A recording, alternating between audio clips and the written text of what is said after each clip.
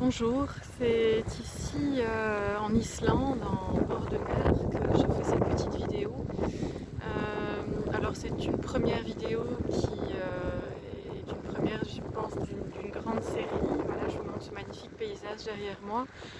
J'ai annoncé que cette petite vidéo viendrait préalablement à un livre que je suis en train d'écrire qui raconte l'histoire assez fabuleuse que je vis dans ma mission de vie depuis 2017 et auparavant.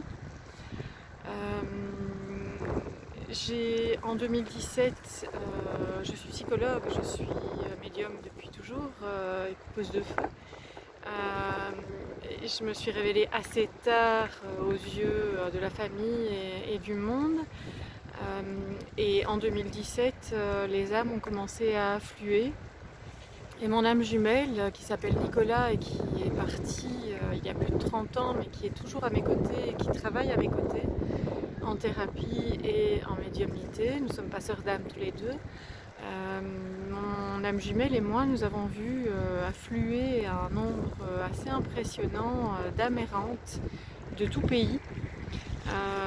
Ce qui nous a donné vraiment cette impulsion d'ouvrir dans cet univers de l'invisible que vous appelez le paradis parfois, et en accord avec Dieu, avec les guides, avec Marie, avec Joseph, on a pris la décision d'ouvrir un centre qui était tout petit au départ et puis qui a grandi au fil du temps et dans lequel maintenant gravitent des millions d'âmes qui travaillent dans un processus de résilience avec beaucoup de bienveillance, qui œuvrent pour l'humanité, qui prient, qui font des soins et où tout est mis en place pour que la souffrance, la mémoire de la terre, la mémoire de leur âme et le travail sur les vies antérieures de chacun, tout est mis en place pour que la souffrance de notre monde soit allégée et pour que l'humanité, qui est à un tournant, puisse se sentir soutenue par le travail de ce centre où se croisent toute personne qui souhaite y trouver refuge pendant un temps. Voilà l'histoire d'un centre magnifique, du centre de l'invisible, dans lequel séjournent guides, maîtres ascensionnés et grands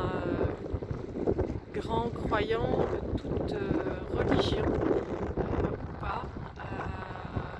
Chacun est bienvenu et chacun accueille les autres avec bienveillance, partage ses connaissances, transmet, est curieux d'apprendre de nouvelles choses qui puissent servir à la planète et qu'on peut trouver qui puissent être transmises, de nouvelles choses qui puissent être transmises aux vivants, aux scientifiques, aux mathématiciens, aux philosophes, à toute personne qui souhaite œuvrer pour le bien. Voilà ce qui me porte depuis 2017, ce qui me tient beaucoup à cœur, avec une grande humilité. Je sais que depuis des millénaires, je suis une travailleuse de lumière qui a décidé de m'incarner pour œuvrer pour la planète.